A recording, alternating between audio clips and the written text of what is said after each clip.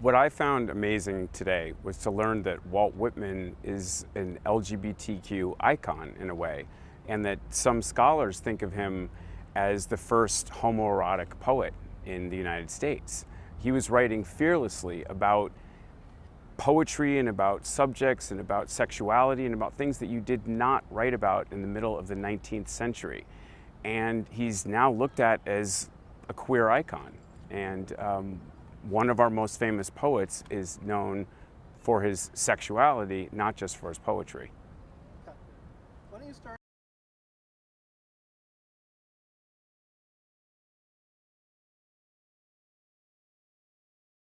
3, 2, 1, cue. It's interesting that Karen called Walt Sorry.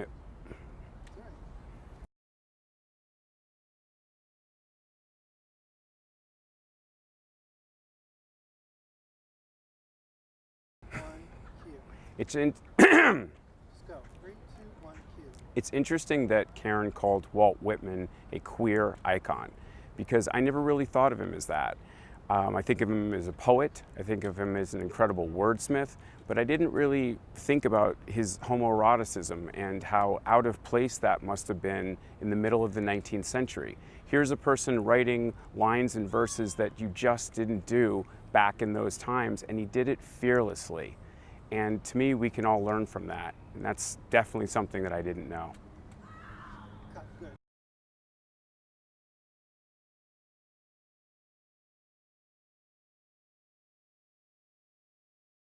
Three, two, one, cue. How interesting to discover that Walt Whitman is an LGBTQ icon. He was a man that was writing homoerotic poetry in the middle of the 19th century, at a time when you didn't do that, and yet he did, and he did it fearlessly. That's something that's incredible, and it's something that we can all learn from, and something that I definitely think makes him an LGBTQ or queer icon. Cut. Good. Good. Okay.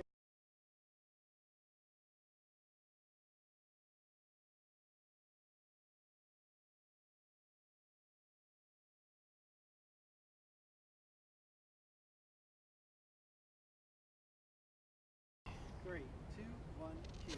How fascinating to learn from Karen that Walt Whitman was a true Renaissance man. This is somebody who had worked in a printer's shop, had actually built houses, had helped to establish parks, worked as a nurse, helped during the Civil War, was a political essayist, and also what we know him best as is one of America's most beloved poets. Cut. Good. Just do.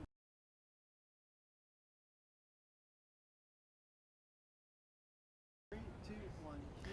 I was fascinated to learn from Karen today that Walt Whitman was truly a Renaissance man. This is someone who had worked as a printer's assistant. He helped build houses. He worked to establish parks throughout the region. He was a political essayist, a nurse, helped with wounded soldiers during the Civil War, and here's somebody that we think of primarily as one of America's favorite poets. Cut. Good. Can you just do?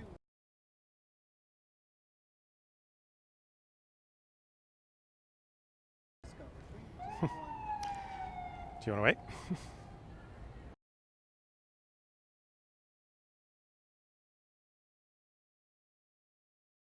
Two, one, cue.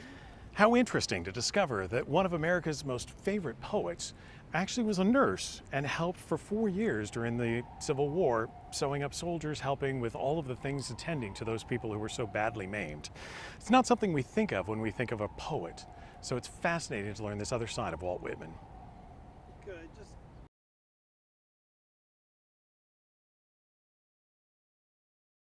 To discover. 3, 2, 1, cue. How fascinating to discover that one of America's most beloved poets, Walt Whitman, was actually a nurse and worked during the Civil War helping soldiers. I mean, what a humanitarian effort on his behalf, helping at different hospitals and doing it for no pay. This is a truly altruistic individual. Cut. Good. Just one more volunteer.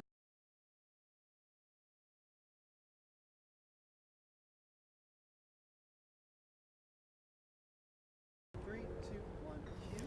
How fascinating to learn today that Walt Whitman, one of our most beloved poets, actually volunteered as a nurse during the Civil War. He was sewing up patients and working in various hospitals, helping take care of the wounded. And learning that about him just speaks to his humanitarian efforts and the altruism that was in his soul.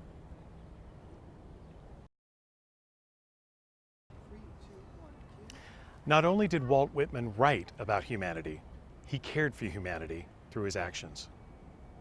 Cut, good.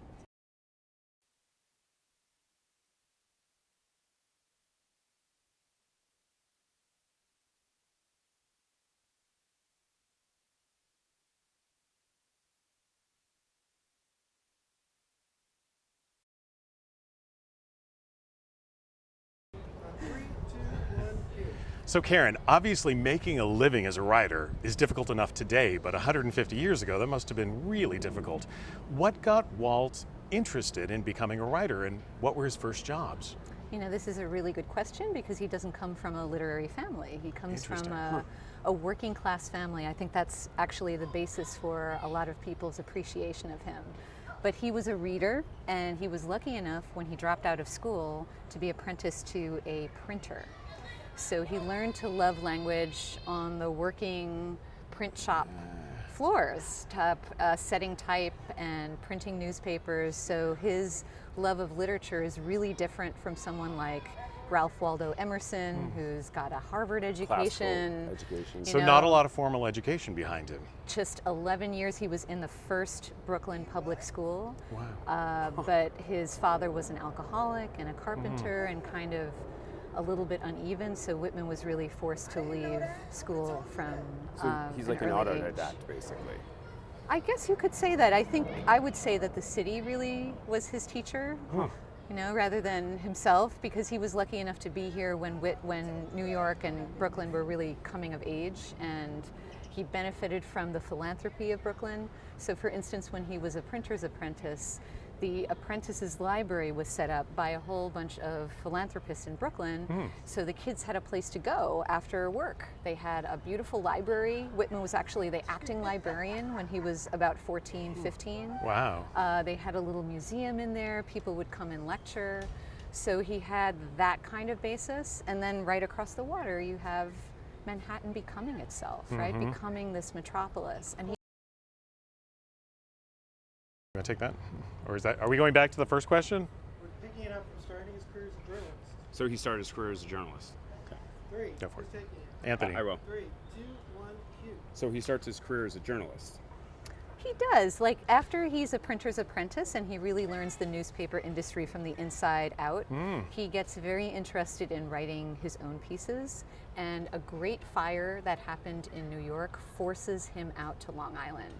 So the first thing that he does really on his own is he sets up a newspaper called the Long Islander in Huntington, which actually still exists. Wow. And he didn't keep it Which for long. actually still exists. Still exists. It's got his something. image on it and everything. You can look it up. But it was a lot of work for him because Walt is really a do-it-yourself artist. He wanted control of all aspects. And so from the writing of the articles, the printing, the distribution, he got tired of that really quickly. But the love of writing had taken root. So for different newspapers, the Democratic Review, which was a really big journal of his time, he really starts earning his chops. And then finally, we're kind of at bedrock here because he became the editor of the Brooklyn Daily Eagle in 1846. And that's a huge paper, still exists. Now, I do know about the Eagle. I didn't know about the Huntington. What was it? The Huntington? The Long Islander. Okay, Yeah. Long Islander. Hold Right. there, 'cause I think on 3, 2, 1, cue. So that newspaper, which is still in existence, is yet another connection Walt Whitman had to the area. Oh, absolutely. You mean Long Island? Yes. Oh, absolutely. His Palmanac. Do you want to do that again? I'm sorry. I didn't Sorry. mention Long Island.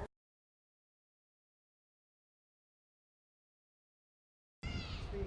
And 3, 2, 1, cue. So that newspaper on Long Island, which is still being published, is yet another connection that Walt Whitman has to New York. Absolutely, and especially to Long Island. Amazing. Yeah. Born in Palmanac, as he called it, because he preferred to use Aboriginal names, came here, but then, as I said, was really forced to go back to Long Island. He didn't necessarily want to go back there, but he founded the newspaper and stayed out there earning his chops as a journalist. This is amazing. He's using Aboriginal. Perfect. Anthony, I can see your cord behind your left leg. Speed. 3, 2, 1, cue. So how does a journalist transition into being a poet? This is a good question. I think that For Whitman, there was sort of a natural connection with poetry and politics. His first poems that he published in these newspapers that he was printing and editing are generally political, so I think he saw it as a platform, which he later really uses for Leaves of Grass, right? This idea that he's really doing something for the country through poetry. That's interesting. I think most of us think of him as a poet. We don't think of him as... 3, 2, 1, cue. So how does the journalist Walt Whitman transform into the poet Walt Whitman that we all know? These are the most mysterious years of Whitman's life. Yeah. Right before Leaves of Grass comes out in 1855. And again, Leaves of Grass is his first book of 12 poems out of nowhere, right? He's published a few pieces before that, but he's really well known as the Brooklyn Daily Eagle editor of other papers as well. Not as a poet. And not really, because he was just imitative. You know, as political as the poems were, they really didn't stand out. So what happens is he gets fired from the Brooklyn Daily Eagle for his politics. The Democratic Party is really falling apart around that time. The Eagle is Democratic. He goes too far left of center for the controlling bodies. Are you talking He's kicked out. abolitionist? Getting there, he, like Lincoln, veered left, right? He didn't really start left. Okay. And Whitman is so sick and tired of the New York political scene, he goes down to New Orleans, which is a really interesting trip because he sees things he has not seen in New York. New York is diverse, but New Orleans is diverse in really different ways. Right. Well, they have slave auctions. There are slave auctions. He sees his first slave auction, and he comes back up here and he kind of goes off the grid. You know, we know he's working as a carpenter. He's building houses actually all around where we're standing. Amazing. We're kind of on sanctified Whitman ground. This is a real iconoclast. Yeah, and I mean, He's building houses, he's editing newspapers. Yeah, he's a making Renaissance man, poetry. seriously, yeah. right. Yeah. And we also know, because people saw when he would go to work, he had like his workman pail with his lunch, but he always had a book in there, like of Emerson or poetry, a little journal that he would make, and he was really starting to build another house. Right? In the same time that he was building these houses around Brooklyn, he was building a house of poetry. Right. And now we know him as America's poet, right? He's revolutionary in every way. Right. And it started, I guess for me, that's the real touchstone and what gets me worked up about him, that it comes from a working class stance and he brings a working class ethic to the poetry itself. So no effete snobbery in his poetry. It's Yeah. all It No sounds like it, yeah. preparation, there's no community, you know, like... And no rules. and no rules. Right. Because he doesn't... There, good. Hold. Who's taking it? Yep. I'll take it then. 3, 2, 1, begin. So we think of Whitman as America's poet. We don't think of him as a political essayist. It's really his poetry that comes to mind first. What's special about his poetry?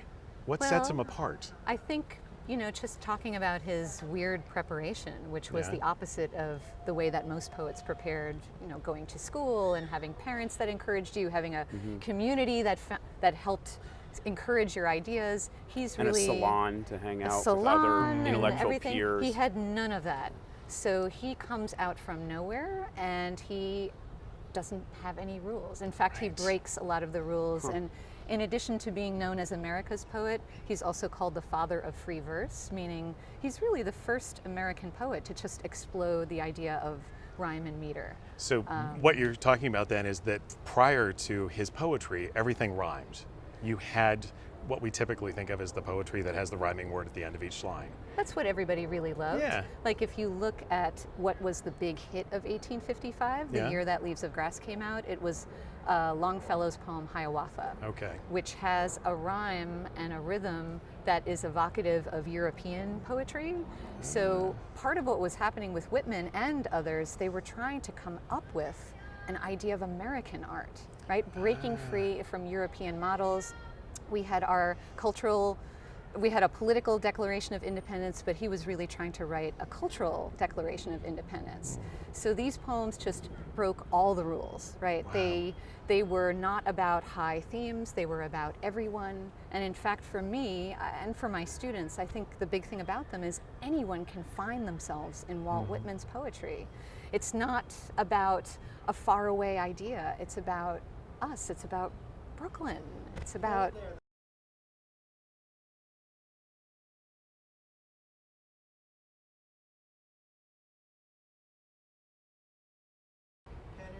Sure. 3, 2, 1, cue. So prior to Whitman's writing, my understanding is everything rhymed, and he broke those rules. Can you talk a little bit about that? Well, when Leaves of Grass first came out, it got such terrible reviews. And one of Really? the reasons was because those lines of Whitman's, they just weren't neatly packaged on the page. My They country, ran... 'tis of thee, sweet land of liberty. Exactly. Yeah, it did Yeah. not do any of that and beckoned towards you, right? And actually talked about himself. That first line of Song of Myself is, I celebrate myself. So there's this sort of blatant, egotistical, but also incredibly outreaching, democratic form of poetry that he's trying to do in the wake of all of these European models that people are reading at that time.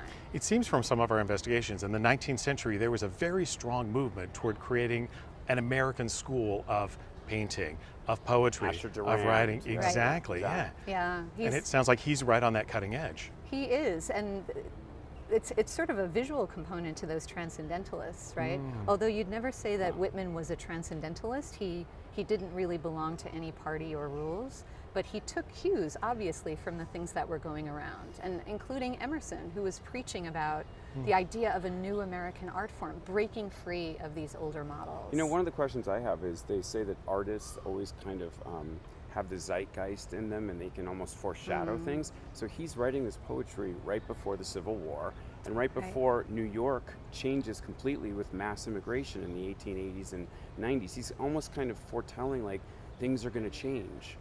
Yeah, he's picking up because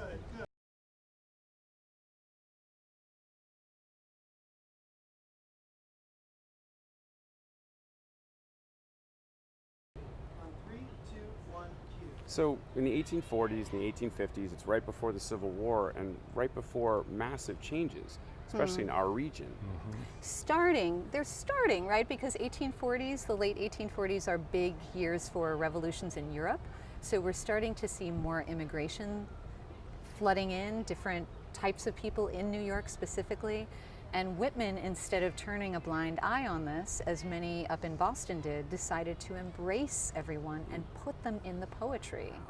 So this is the reason really to celebrate him, right? There's an inclusiveness and a democracy to the poetry that is unbelievable for its time. It's as if he's channeling the zeitgeist. Literally, Absolutely. of New York, of New Jersey, of the region. He's feeling the fact that there's massive changes happening and that this isn't going to be the old European model anymore. This is a new existence. That's great. And he also feels the impending Civil War. Right? The Civil War starts in 1861, but through the 1850s, the political corruption and also the Fugitive Slave Law. Kansas-Nebraska Act with the shootouts there. Right. There's a So lot of violence and it's hotting up. Exactly. So he feels that, and he writes openly about the equality of black and white. He writes about actually taking in a fugitive slave. So he is at that crest of the wave of thinking about America kind of coming to grips with this real division. In fact, one of the ways to look at what he's trying to do is he's trying to sew the country back together through poetry. Interesting. Right? We're divided north and south, black Right. and white in so many different ways. And for him, and funnily, he was a Civil War nurse too, so he actually sutured wounds. That's amazing, yeah. But Does the it stop?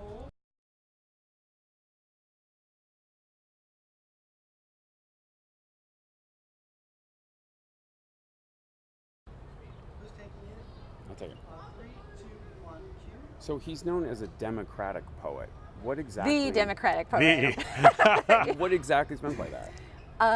He wrote about people that were off the page for the rest of America. He wrote evenly about black and white, about North and South. Even when he went south to work during the Civil War as a nurse, he tended wounds for both North and South.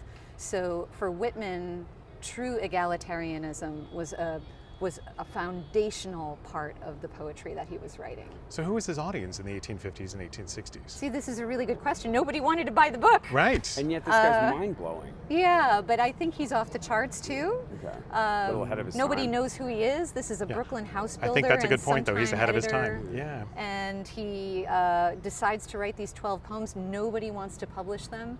And what he does to get them published, beyond us here in Brooklyn Heights, was a family called the Romes. They were Scottish immigrants, Okay. and they ran a little legal printing shop. So when Whitman was turned down by every publisher he went to his friends Tom and Andrew Rome, and he said, "Can I print the book with you guys?" And the two of them, Andrew was 28 and Tom was 18. They looked at each other because they knew the family's bread and butter came from that printing press, but they said, "Let's do it." Wow. But- they took a chance. But Whitman had to help. So from that point on, Whitman is part of every aspect of his book. He is Sales team. not just the writing of the poetry, but the printing of the book, the design of the book. Because he knew from his early life how to do it. Yeah. From these local families here that actually enabled the book. So I think it was a fluke that the book got published. It was just like a friend that was kicking in at the right time. Wow. And as I said, he printed, I think it's estimated 795 copies. There barely any sold. He reduced the price, but he kept at it. He kept writing more poetry. Boy, would I like to have one of those first editions. Yeah, can you imagine? Well, that'll cost you a pretty penny these days. Do you have any local benefactors like the?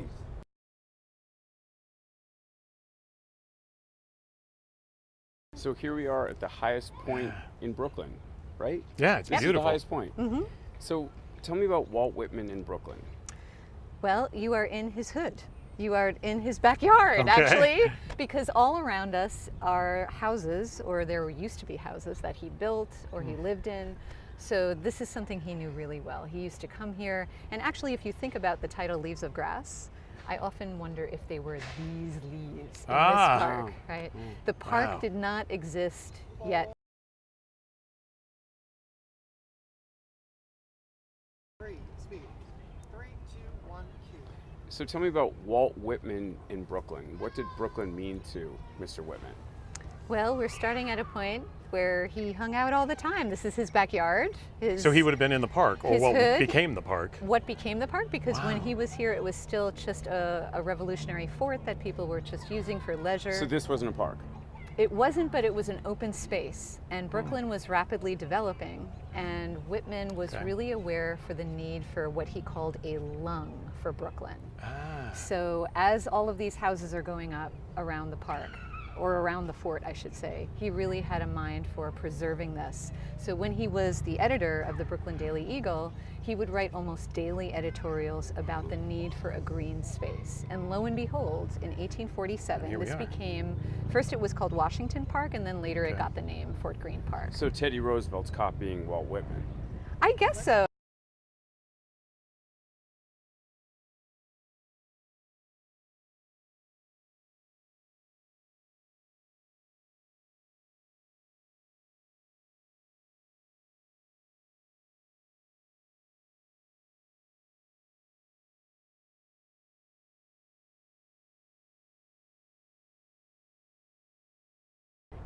On 3, 2, 1, cue.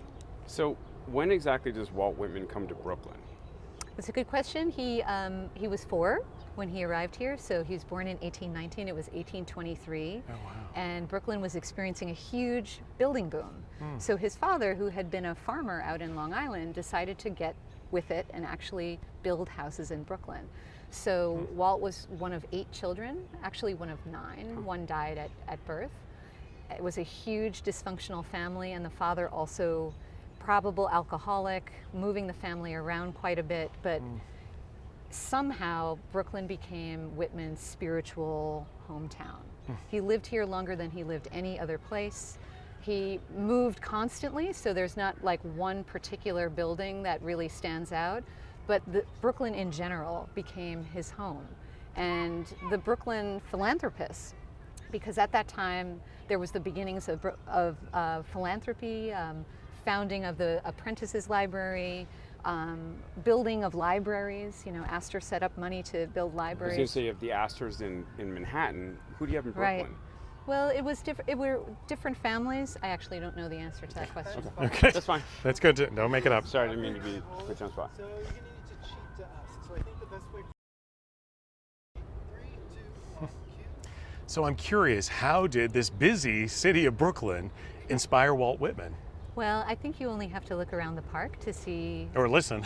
or listen exactly to gather some of that inspiration that he felt too. There's always been an enormous variety of people, Yeah. different types of people from different walks of life, different economic brackets, and with that comes an enormous experimentation.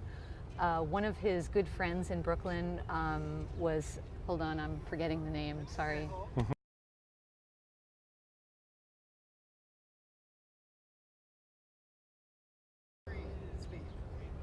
Gabriel Harrison.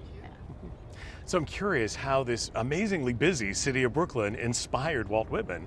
Well, I think you only have to look around the park to see Or some of that listen. inspiration. Yeah, or listen to the Or sounds listen, around us. exactly. But Yeah. the diversity and the appeal of different types of people from different walks of life, different economic brackets, all coming together and trying to make a community work.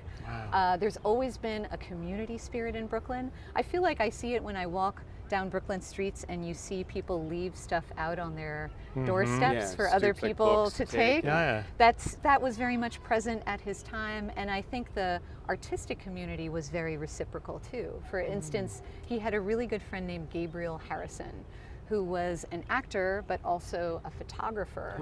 And Gabriel Back Harrison, when photography would Yeah, that would have been just early. the beginning, Yeah. just the Yeah. beginning. And Whitman was the most photographed American poet of the 19th century. Wow. So Not he know that cared either. enormously Wow. for his look, right? He self-curated all of the time. He cultivated a particular look. And he actually was pretty handsome, Yeah. to tell the truth.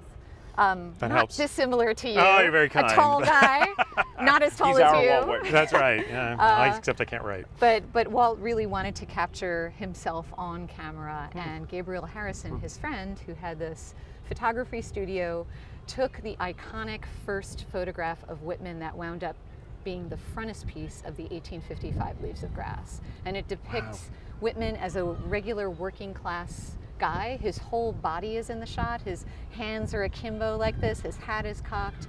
And it's such a, I mean, it was used as a Gap ad in the 1990s. It's such a current feeling shot. Do you think he had a sense of his pending legacy, or was he just vain enough to want to create artistic images? You could argue that vanity goes into the mix of Yeah. trying to become something different and something great. But and yet here he is dressing wounds on the battlefield Right. and going down and witnessing There's that slave side, auctions too. and being political. I mean, that doesn't go hand in hand with vanity. Do I contradict myself? Very well then, I contradict myself. Oh, I am beautiful. large, I contain multitudes. He's famous for those lines from Song of Myself. Yeah. And I love think it. those contradictions, that going back to why Brooklyn, I mean, Brooklyn is full of these contradictions, right? There's Right. rich and poor, there's black and white, there's all sorts of people trying to make it. And for Whitman, that catalyzed everything, right? Being in the mix. Oh, right there. That's perfect. So we're here surrounded by this beautiful nature. Walt Whitman was also very aware and very into nature, right? And it's funny because you think of him as a city poet, so a I lot do, of like Brooklyn and nature even Right. is a contradiction. and also his book is called Leaves of Grass. A lot of my students ask, why does a city poet name his main work Leaves of Grass? But I have a question for you. We think of Brooklyn as being this bustling city. Was it that way in the mid-19th century? It was, but Yeah. Whitman was really attuned to just that balance between nature and the urban. Okay. I mean, that's part of the 3, 2, 1, cue. So we're here in this beautiful nature. Yes. And Walt Whitman was real. Sorry, let me do that again. Walt Whitman. Speed. 3, 2, 1, cue. So we're here surrounded by this beautiful nature, and Walt Whitman was a person who was also inspired by nature, but Brooklyn and nature don't seem, it seems incongruous. They don't seem that way, but for people who live here, I think they know that Brooklyn and Manhattan have an enormous amount of green space. And this particular green space, Fort Greene Park, owes its existence to Whitman, who lobbied for this park from 1846 when he was the editor of Brooklyn Daily Eagle. Almost daily he wrote editorials for this. So I guess as a builder, you know, as a son of a carpenter, he was really aware of the city going up very quickly and the need of what he called a lung. And That's interesting because I know a lot of those green spaces, even in Manhattan, were created on purpose. Right. So it sounds like his sensibility was that we had to create, even though this area could have been completely developed, we have to carve out a lung, as you say, in the city. And I think also the title Leaves of Grass reminds you that he really did care. Here's this urban poet, but nevertheless he calls his life work Leaves of Grass. It's not blocks of concrete. It's No. Yes, exactly. So nature is integrally tied to his idea of the city. You know, There, sorry, good.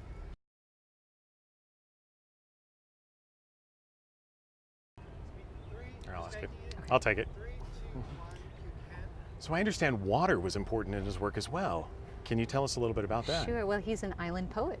Right. We don't think about him that way, but Brooklyn is part of Long Island. Manhattan is an island. So Whitman spends True. his first 42 years surrounded by water. And for him, in poems like Crossing Brooklyn Ferry, which for a lot of people that's the favorite poem, right? Yeah. That's really his ode to Brooklyn. But it is about a baptism that would occur for him as he was commuting from Brooklyn, where he would live, and he would go over to Manhattan, which is right over there. There was no bridge, right, until the 1882, I guess. So he was taking the ferry across, and for him, it was much more than a commute. It was actually a passage. He wrote a poem about that particular experience. It's funny. It's like someone writing a poem about a subway, commute. I wouldn't So- want to read that poem necessarily. Yeah. Yeah. Well.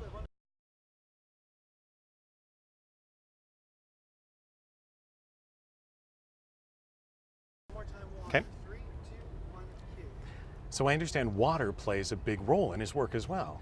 Can you tell us a little bit about that? Yeah, I can, because we are surrounded by water right now. True. He was an island poet, even though it's hard to believe that a city poet could also be an You island don't think poet. of this as an island, but it is. But Brooklyn is actually part of Long Island. People tend to forget that. Right. And Manhattan is also an island.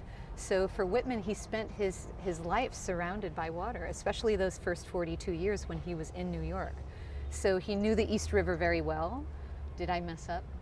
No, that's fine. All keep right, going. I'm sorry. That's fine. All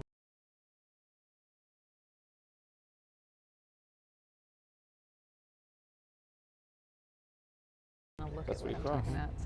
about. Sorry. 2, 1, cue. So he spent a lot of time commuting to New York from here because he lived here for most of his time in his New York years, but he would work in Manhattan at different newspapers and so forth. He would go in there for the opera and for entertainment. And before the Brooklyn Bridge. And before the Brooklyn Bridge got built, which was finished in 1882. So we're talking about a guy in the 1840s and 50s going the only way he could Taking the ferry. on the ferry, and he commemorates that with one of the most beautiful poems in the English language. It's a poem essentially about a commute. Wow. Yeah, the water gives him access to his life. The water gives him access, and I think for him is a daily rite of passage, almost you could say a baptism, right? love it. Like a cleansing. And in that poem, he really thinks about what's going through his head. The first draft of that poem, actually, he speaks of his anxiety about writing at all. Because here he is, this working class guy who's decided to make a go of poetry. Nobody's buying his books. Is it worth it? And for him, the river reminds him that it is. He looks around at the ships and at the people that are doing the same thing that he does, and he gets what I like to call urban affection, the feeling of others around him with that same communal energy and drive and spirit. So that's Brooklyn, right? That's what he's really getting from this community-oriented place. Hold there. 3, 2, 1, cue. So if he's not gaining traction, and Just have to hold it. 3, 2, 1, cue. so if he's not gaining much traction, and there aren't a lot of people buying his books, how does he become the icon Walt Whitman that we know today? A lot of that is Whitman, the DIY artist, self-creating, self-mythologizing. So, for instance, a lot of his work was actually censored or banned, and Whitman knew how to work publicity that way. There's no such thing as bad publicity. Ooh, I want to So- see what did they censor? Well, in 1881, he was about to publish with a really big publisher named Osgood up in Boston. Walt was very psyched because most of his publications came from either himself or little, small presses. And Whitman winds up with this big press. The book is going into production, and the Boston DA, Oliver Stevens, stops Osgood from printing the books on the grounds that there were several poems that were considered indecent. So they ask Whitman, can you remove them from Leaves of Grass, and then we can go on with the printing. And let me guess, he does not acquiesce. And Whitman decides he's not going to do it. He pulls the poems, and he goes down, he publishes the poems with someone else. But I feel like moments like that actually defined his audience, right? People like Allen Ginsberg, the Beat poet, later look at that as like a huge moment for America and the idea of censorship, right? Like standing up for what you believe in. So I think ultimately these tactics that he used, it was really after his life that people started appreciating it. So I mentioned the Beat poets. There were also the Harlem Renaissance writers like Langston Hughes, the New York School with Frank O'Hara, all the way up to Tupac Shakur, Woody Guthrie, you name it. I mean, people have been inspired by his renegade, challenging the establishment. Anti-establishmentarian techniques, just off the grid idea of what art is, and embracing the idea of America that wasn't just kind of from a comic book, right? This is the real America, the radical America, the America that's a mess. Like, he's the one who's depicting that energy. And people would later write songs or poems based on those models that he depicted in Leaves of Grass. So would you say that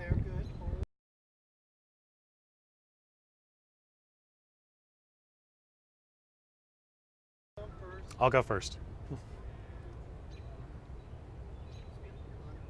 2, 1, cue. Adjacent to Fort Greene Park here is the Brooklyn Hospital, which has been here for a long, long time, and I know that Walt Whitman has a connection to it. It is the oldest hospital in Brooklyn. It's right behind us actually here. And he was very excited that it was developing right next to Fort Greene Park, or the area that we now call Fort Greene Park. It was the first hospital in the country with an operating theater, which means it had one of those platforms where you could view operations from above. I always think of the Seinfeld episode where they drop the junior mints in the body there. Yes. But Walt was up there. He got to see, because he was enormously interested in the human body. Wow, so and he in was health. watching surgeries He was happening. watching and also volunteering his time, which he picks up when he goes down to the Civil War front. Yeah, I was going to say, speaking of that, was he also writing letters for Confederate soldiers? 3, 2, You do? cue. So he was volunteering at Brooklyn Hospital. He wasn't being paid. And he continued to do that during the Civil War. I think this goes back to the community interests of Brooklyn and his genuine interest in humanity, his humanitarianism that comes out in the poetry. Wow. But for him also So he was personifying it. he was, and I think also just his interest in the human body. We talked about the fact that he was the most photographed poet in America. That idea of the body, seeing the body, that was of interest even on the inside of the body. So there's evidence in his poetry that he assisted with births, and later when he went down to the Civil War front, he was too old to fight, so he wound up assisting as a nurse, as a medical assistant really, in the Civil War camps from 1862 to 1865, working as a clerk during the day, and at night spending his own money going into those tents, just like he volunteered here earlier. And even during the war, they saw Civil War patients here at Brooklyn City Hospital. Wow. But for him, just the human side of the Civil War was the important side. So other poets wrote about the battles, you know, the nobility of the soldiers, but Whitman actually wrote poems like The Wound Dresser, where he goes inside of places where you see the casualties, right? The huge penalty of this war against black against white, north against south. Just and I gruesome think injuries. amputation was the #1 cure. Right? Typhoid was rampant. Actually, typhoid was one of the major causes of deaths. We all think about the 600,000 that died as being wounds on the battlefield, but a lot of them were due to uncleanliness behind the scenes.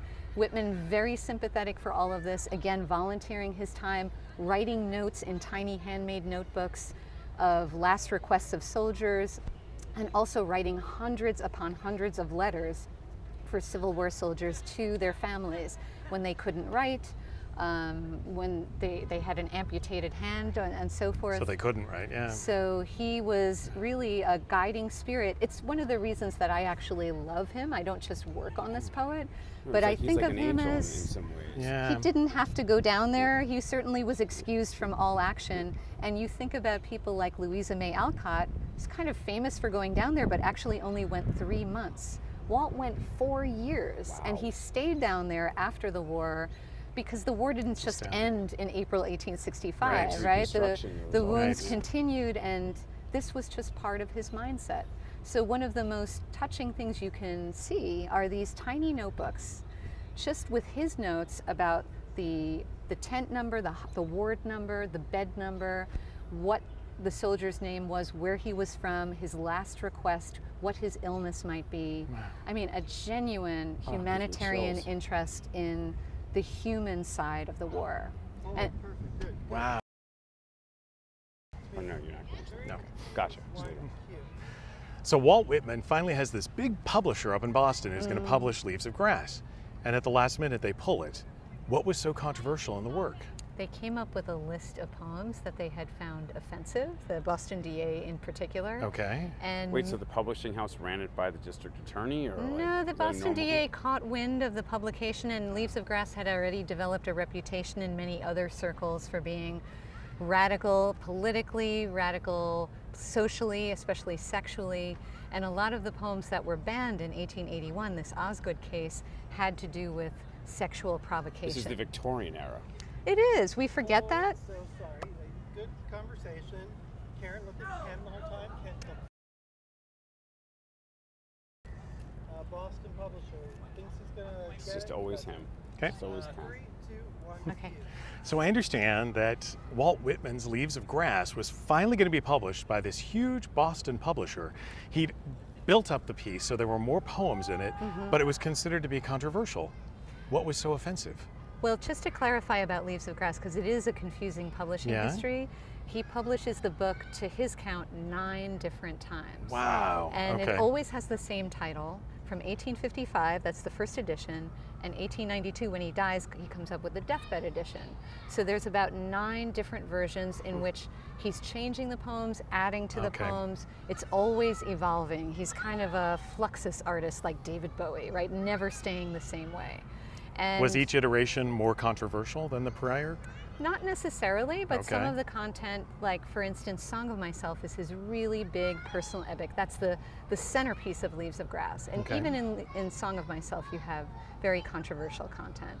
But in particular, going back to the Boston DA and even other times in which he was Oh, good, censored yeah. before So that, What iteration is that? that is by Whitman.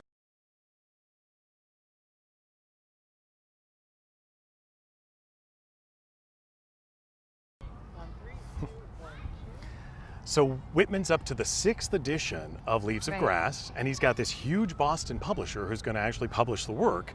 And at the last minute, they pull it because of offensive material that's in the work. That's right. The Boston DA steps in, Oliver Stevens, Wow. and some of the poems have always been controversial for people, but because Wait, Whitman the was district attorney goes through the book? the DA steps into the publishing house. I mean, it was the Victorian Wow. era, right? People were really hung up on certain things. And in particular, those poems that got pulled have to do with sexuality. Whitman himself, we identify him as a queer poet now, and he certainly was not your average heteronormative poet. He never Okay. had a family, he never had children, never really had a relationship with a woman, although he had very intense relationships with men, and he wrote about that. He wrote beautiful same-sex love poems. So for a lot of us now, those are the focus, the centerpiece of Whitman's work. There's a cluster, as he called it, of poems called Calamus, Okay. that deal directly with same-sex love in such an incredibly brave way. And you have to remember that when he first published those, that was 1860 for the 3rd edition of Leaves of Grass, the word homosexual didn't even exist in the English Right. language. So he's writing about a state of mind and a state of being and a community that actually didn't exist. The love that dare not speak its Right. name. Exactly. So these are really brave poems. Did each iteration become more revelatory? Did he Not necessarily. show more of himself? Not necessarily. Before we get there, hold on. Okay. I want to talk about More radical stuff is earlier. did the general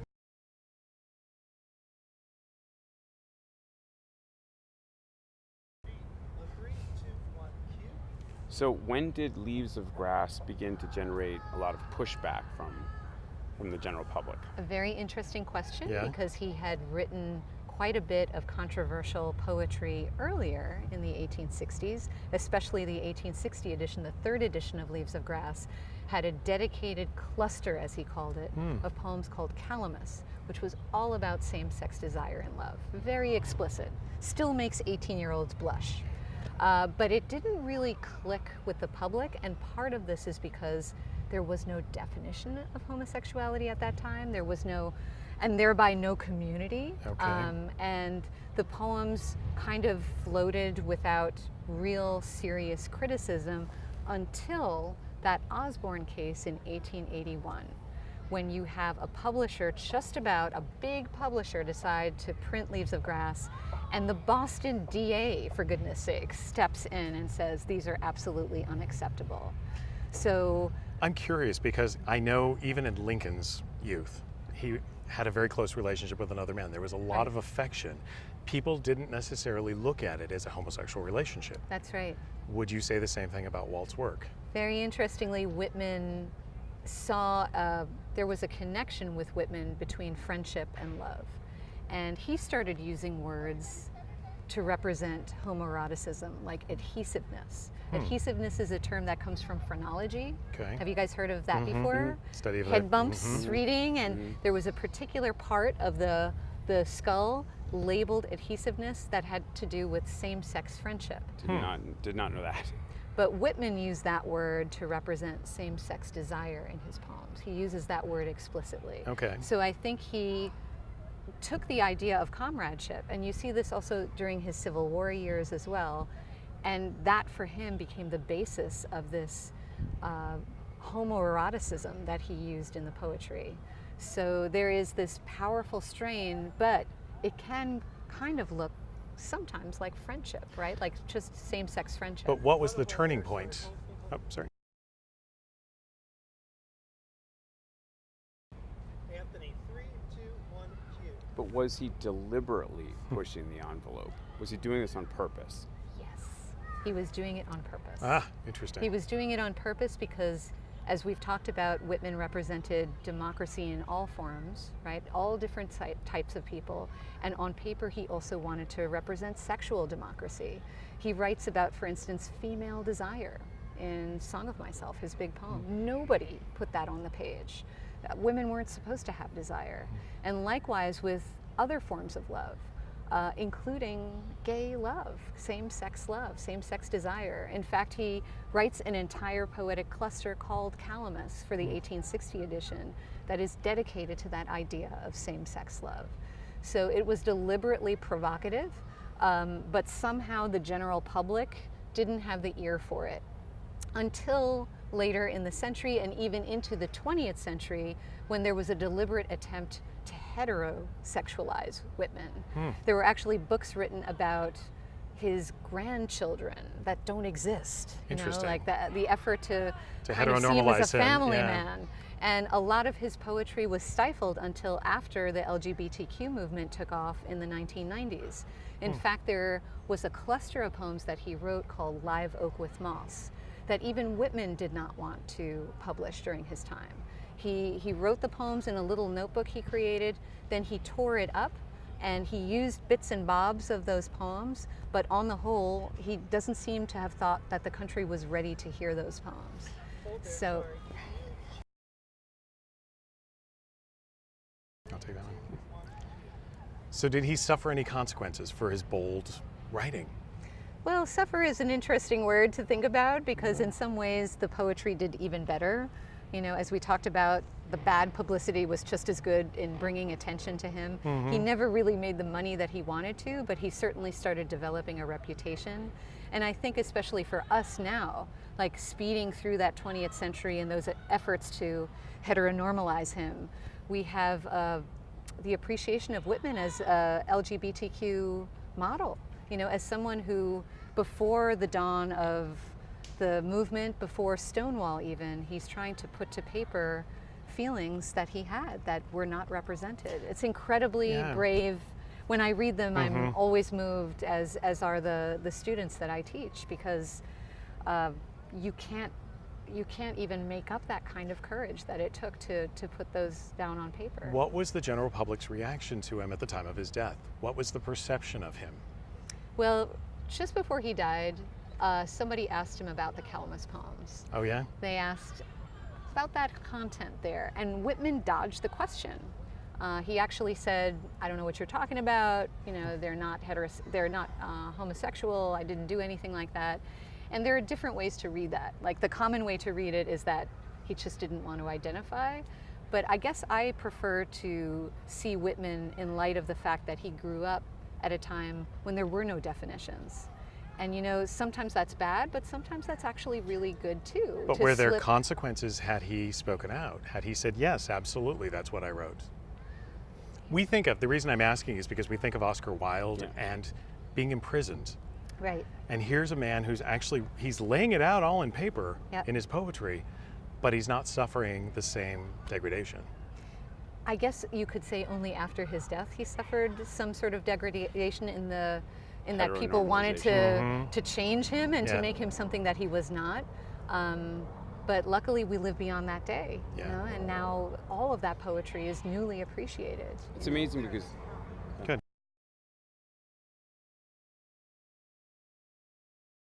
Three, two, one, cue. now amongst your cognoscenti, amongst your peers, is Walt Whitman seen as being homosexual? Is that de rigueur, or is that a controversial fringe idea? Is that normal? It's Tell a me about tricky point because Whitman himself never calls himself that. So if you take it very literally, he never said he was gay, right? He never admitted to anything. So some people do kind of stand by that perspective. He himself did not declare it, so how could we do it? I guess for myself, I think of him as, it's obvious to me through knowing his life as well as his work that he preferred the sexual and affectionate company of men. But there's no scholarly consensus, is what I'm hearing.